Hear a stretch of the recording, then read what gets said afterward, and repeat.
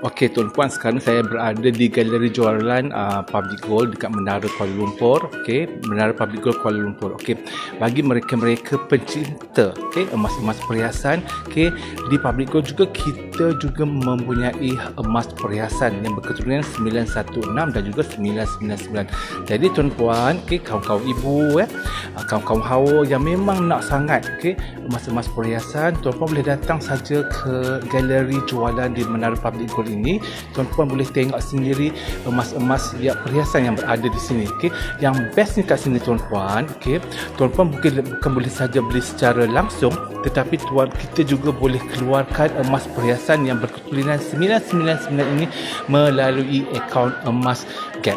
So tuan-puan sebenarnya tak perlukan modal yang besar. Janji dalam gram itu, dalam akaun Gap kita ada gram emas, kita boleh keluarkan emas-emas perhiasan ini. So sebenarnya dekat Public Gold ni bukanlah ada hanya emas pelaburan gold bar dan dinar sahaja. Sini ada emas-emas perhiasan ni. So tuan-puan boleh datang ke sini ataupun boleh kontak saya akan bimbing tuan-puan bagaimana dapatkan item-item tersebut. Okey, Assalamualaikum dan bertemu lagi.